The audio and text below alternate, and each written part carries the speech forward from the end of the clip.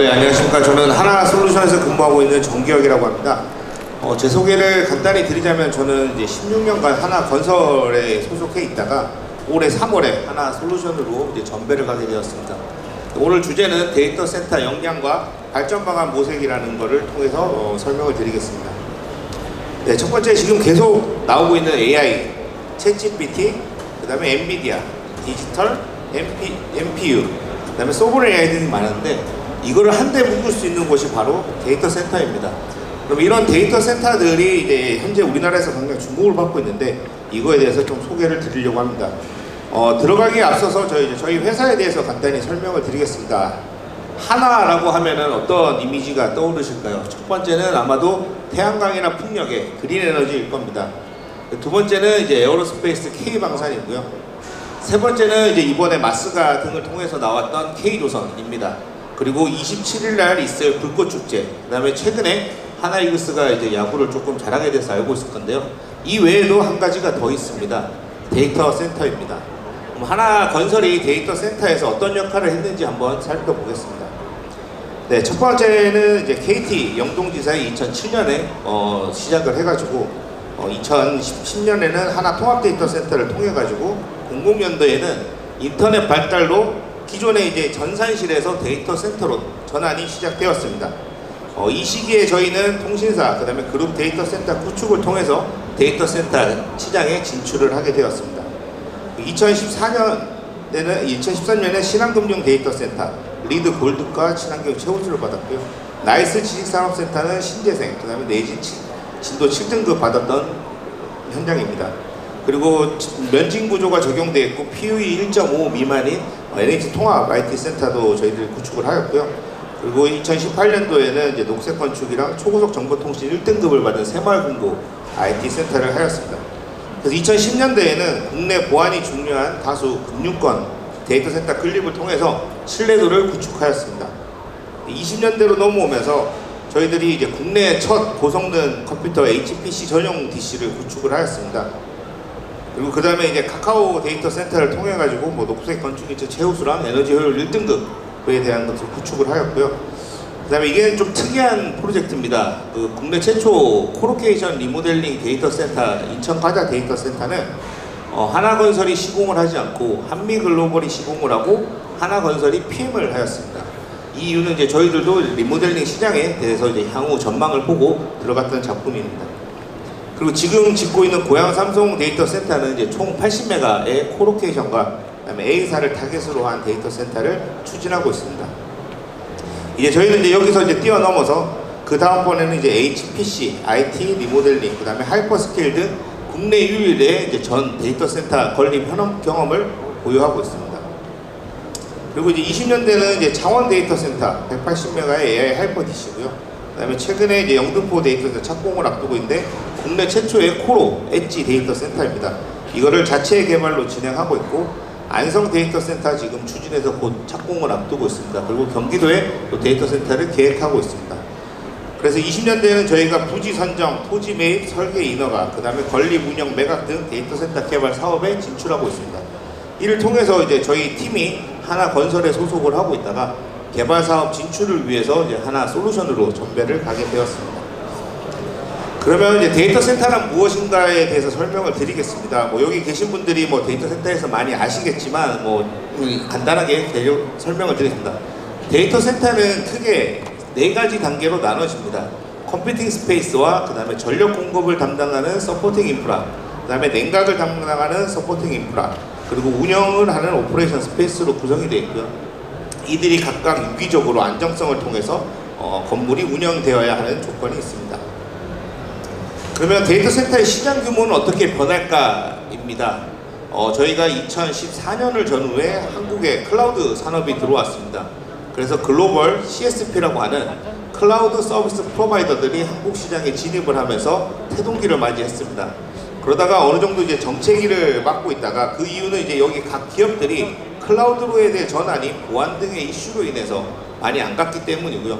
그러다가 이제 코로나 때 여러분들도 많은 경험을 하셨겠지만 OTT라든지 이런 것들이 발달하면서 핸드폰에서에 대한 그 통신에 대한 그 네트워크가 워낙 발달하면서 좀 발전이 있었습니다.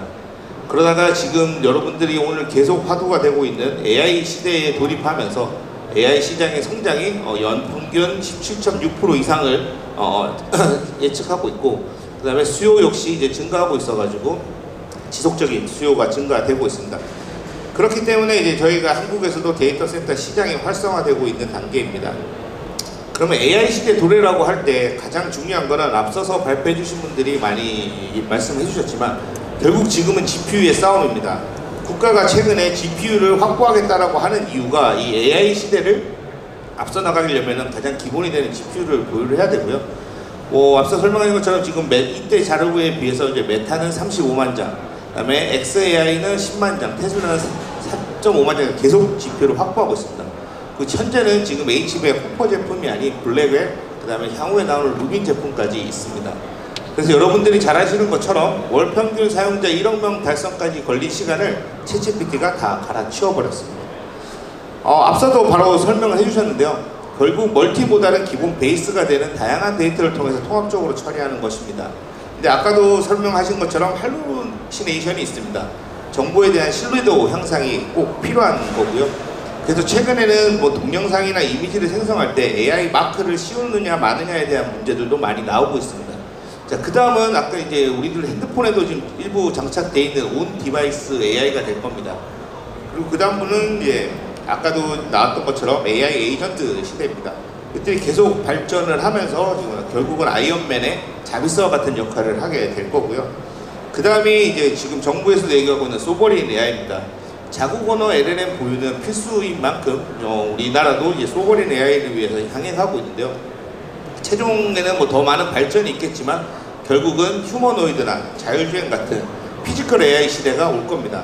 그렇다고 하면은 각 가정에 주차만큼의 어떤 이제 휴머노이드가 보급이 된다라고 하면 더 많은 데이터가 필요할 거고 그 데이터를 처리할 데이터 센터가 필요하게 될 것입니다. 그러면 데이터 센터의 특징을 한번 보겠습니다. 일단 첫 번째 계속 나왔던 AI입니다.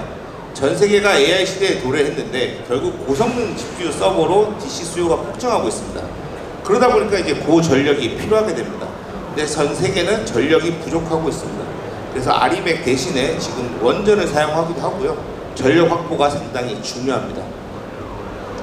이렇다 보니까 용수도 많이 필요합니다. 냉각으로 해서 물 사용하는데 우리가 챗GPT 대화 한 번에 한 500ml의 어떤 물 소비가 한다는 발표가 있었습니다. 그러다 보니까 이제 이 데이터 센터를 짓기 위해서는 많은 자본이 들어갑니다. 우리가 알고 있는 이제 40메가와트 기준으로 데이터 센터의 사업비가 6에서 한 7천억 정도 들고요. 이 안에 들어가는 서버는 별도입니다. 그 비용은 더 높아할 겁니다. 그래서 여기서 특정사를 얘기하기는 뭐지만 울산의 S사 같은 경우가 이번에 A사랑 투자 규모가 S사가 2조 규모고 A사가 5조 규모인 이유는 GPU 서버의 비용이 훨씬 더 높기 때문입니다. 그래서 저거는 건설을 하고 이제 운영 전 단계까지의 비용이고요. 그래서 24-7이라는 숫자가 데이터 센터에서는 가장 중요합니다. 바로 살아있는 디지털 인프라로서 24시간 동안 7일 무중단을 하는 안정성이 중요합니다. 그럼 데이터 센터가 요구하는 역량이 무엇일까? 또 미션 크리티컬, 그러니까 전력 냉각 안정 보안의 중요성이 대두됩니다. 그리고 지금 워낙 빠르게 발전하고 있기 때문에 예를 들어서 엔비디아 챗GPT 같은 경우가 H100이 나오고 2년 주기로 나왔던 이 시대에서 H100은 200은 렉당 전력密도가 한 20에서 40kg 정도 됩니다. 근데 지금 나오고 있는 GB200, 300의 제품인 블랙웰 제품은 렉당 전력密도가 13배인 130kW가 됩니다. 그리고 루빈 27년 정도에 나오는 루빈 제품은 렉당 전력密도가 400에서 600kg에 도래합니다. 그럼 현재 단계에 계획하고 있는 거에 많게는 60배까지 전력이 필요합니다. 그러다 보니까 이 빠른 공급을 위해서는 확장성이 필요한 거고요. 시장 선점을 위한 빠른 건설 속도 요구가 전 세계적으로 일어나고 있습니다. 그럼 결국은 확장성입니다. 미래 수요에 대응하는 유연한 확장성이 필요하다고 봅니다. 그래서 AI 시대는 필수 시설로 데이터 센터이면서 지금 우리나라도 국가 전략 시설로 부상하고 있습니다. 그러면 지금 기존의 데이터 센터에 대한 한계가 무엇인지를 보겠습니다. 너무나 잘 아시다시피 긴 구축 기간입니다. 평균 개발 기간을 포함해서 36개월에서 많게는 60개월이 걸립니다. GPU 속도를 따라갈 수가 없습니다. 그리고 높은 카펙스 비용입니다. 수요 예측을, 그러니까 엔드 유저가 뒷단에 담기 때문에 수요 예측 기반의 좀 과잉 설계가 필요하다 보니 투자 리스크가 상승을 하고 있습니다. 그리고 낮은 확장성입니다. 국내에서는 뭐 토지에 대한 한계가 있기 때문에 급격한 수요 증가에 대한 대응이 어렵습니다. 마지막은 낮은 에너지 효율입니다. 평균 PU 1.5 이상이로서 ESG 경영 대응에 좀 한계가 있는 방면이 있습니다. 그래서 AI 시대, 기존 데이터 센터 건설에 혁신이 필요합니다. 이렇기 때문에 오늘 저희가 발표를 맡게 된 거고요. 그 뒤에서 이제 설명을 드리겠습니다. 네, 데이터 센터랑 그러면 스마트 건설이랑 어떤 관계가 있을까를 보겠습니다. 앞서 만드는 세 가지 요구 역량에 우리가 소위 얘기하고 있는 OSC, BIM, 디지털 트윈, 드론 IoT, 건설 로봇, 모듈러, 이보다 더 많은 아이템들이 여기에 이제 연관을 갖게 될 것입니다. 그래서 다양한 연관성을 통해 가지고 스마트 건설이 데이터 센터와 함께 걸어가야 된다라고 저는 생각을 하고 있습니다. 그래서 데이터 센터 혁신을 위해서는 이 스마트 건설을 통한 발전 방안 모색이 필요합니다. 데이터 센터 같은 경우는 주로 외국에서 지배를 많이 하기 때문에 국산 장비들이 많이 들어가지 못하고 있는 게 사실입니다. 하지만 데이터 센터에서 이제 이 각종 요구를 대응하기 위해서는 이제 스마트 건설 기술이 필요한데, 이에 오늘 앞서서 발표한 내용과 뒤에 나오는 내용들과 같이 접목이 필요할 거라고 생각합니다.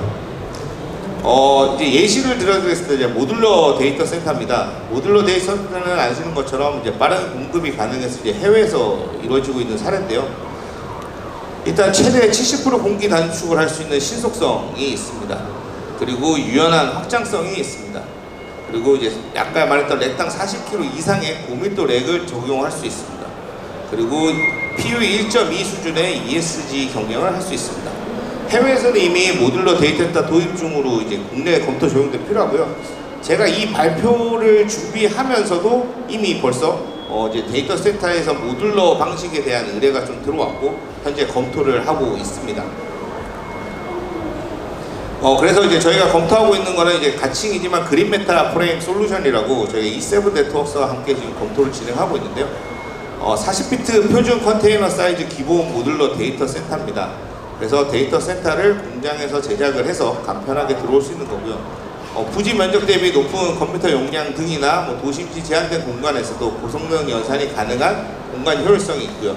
그 다음에 집중 냉각으로 그 다음에 재생에너지 연계해서 에너지 효율성을 있습니다. 상부에 태양광을 깐다든지 아니면 연료전지랑 병합을 한다든지에 대한 것들이 있고요. 아무래도 모듈 방식이다 보니까 기존의 건물에다가 붙여서 신축하는 것보다는 훨씬 더 유연한 확장을 가지고 있습니다. 그리고 D심을 통해서 실시간 모니터링이 가능하고요. 예측 유지 보수 적용에 용이해서 운영에 최적화가 있습니다. 그래서 고밀도, 지금 아까 말씀드렸던 블랙웰이라든지 누비 등이 나왔을 때 고밀도 모듈러 데이터 센터를 통해서 현재 문제를 극복 가능하다라고 생각이 됩니다. 구체적으로 이거는 약간 보안 사항일 수도 있지만 간략한 것만 들고 나왔습니다. 층고가 현재 공랭식 냉각은 층고가 8m에서 10m 정도를 요구하고 있습니다. 공기의 흐름이 많이 좌우되기 때문에.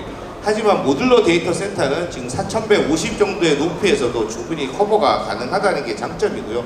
이를 통해서 우리가 탄소에 대한 배출이나 이런 것들에 대한 부분들을 해결할 수가 있을 겁니다. 그리고 안에 필수 장비인 버스바라든지 나머지들이 다 들어가기 때문에 여기에서 이제 장비에 대한 문제가 있고요. 그래서 30개 렉과 밀폐형 핫 IC 구성을 통해서 고밀도 서버 환경에서도 효율적인 에너지 절감을 실현 가능한데, 문제는 지금 아시다시피 모듈러가 국내에서 뒤에도 이제 발표가 되겠지만 준주거나 주택 위주로 많이 되어 있습니다. 그래서 각종 규제라든지 이런 부분들이 있고요.